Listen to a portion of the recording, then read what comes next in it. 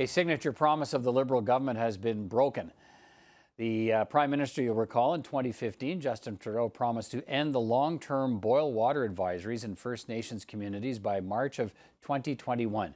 Today, the Minister of Indigenous Services announced that won't happen. Monday's fiscal update promised another $1.5 billion to fulfill the pledge on top of the $2.2 billion the Liberal government's already set aside over the past 5 years to try and fix this problem. Let's bring in Canada's Minister of Indigenous Services, Marc Miller. Mr. Minister, good to see you again. Thanks for being here. Hi, nice to see you, Peter. This was one of the most significant promises from the Prime Minister. How come the promise won't be met?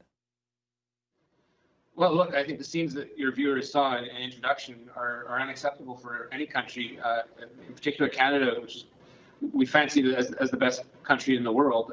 And I certainly believe it is. But these are regular day occurrences and lived experience on a daily basis for far too many communities in Canada, Indigenous in particular. There's a lot of communities on water advisories, but far too many of them are Indigenous. And we committed in 2015 to lifting them by March 2021. There have been a series of challenges, including COVID, but not limited to COVID, and also the partnership that we've realized with Indigenous communities as they have worked with us to establish their priorities and their timelines.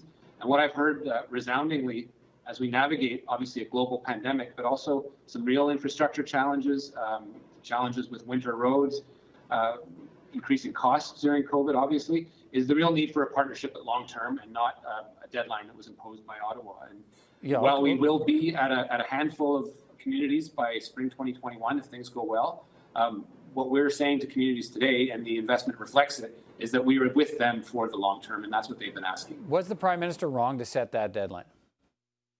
Look, what the deadline that the Prime Minister set in 2015 was one that every Canadian expected the person in that position of leadership to say, which is that we will lift these long-term water advisories. And indeed, while it was an ambitious deadline, we've encountered some challenges along the way, including increasing the number of systems that are eligible for our support by 250 in 2018. Now, we were optimistic with that challenge deadline until COVID hit, and then I didn't want to be in a position with my team to entirely blame things on COVID when we wanted to give Canadians a full, a truthful rendition of what was going on. Right. So we wanted to take the time to look and see how COVID was impacting. But you also acknowledged today in the news conference you had that not all of the communities had been consulted before the deadline was set in 2015. Why would you do that? Why would you set a deadline saying, yeah, sure, we can do this, when a bunch of communities weren't even talked to about whether that was realistic or not? Well, I think, Peter, knowing that there are hundreds of communities in Canada that during the middle of an election, we thought we could realize these things, and indeed we put the resources and financial backing of Canada to bear. But certainly, as we moved along that path with Indigenous communities over the last 5 years, we've seen challenges that we've met. But clearly, when you look at what communities need, and you have to walk that path with them, they wanted a long-term commitment. They said, "This is your in part, they said, "This is your deadline. We never wanted to be in this situation in the first place."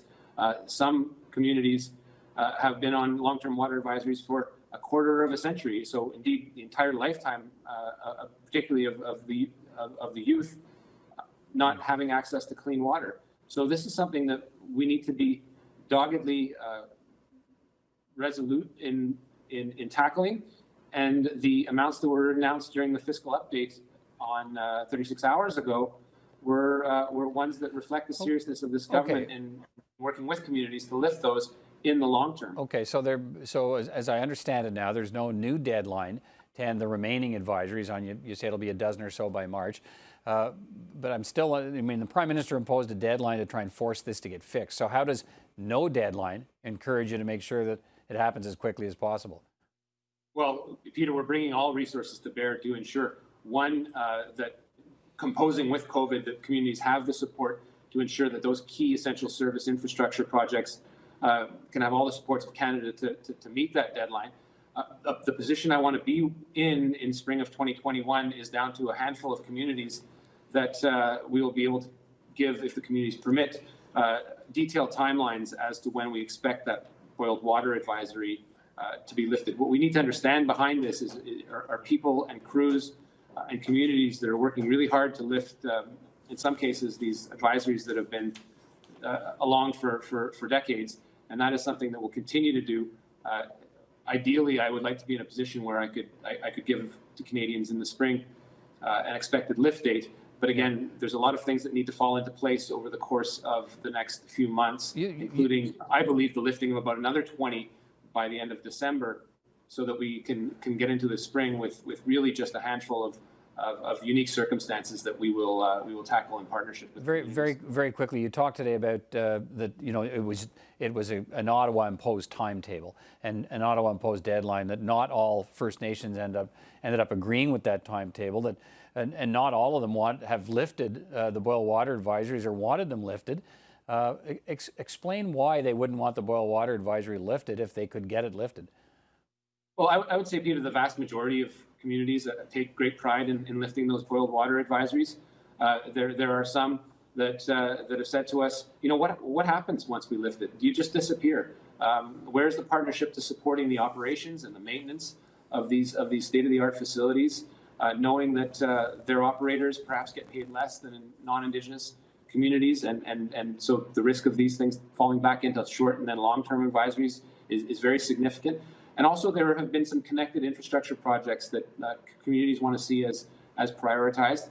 And this investment gives Canada the opportunity to provide the financial backing to these communities, so that they, in turn, can work really hard and do all the work they need to lift those advisories.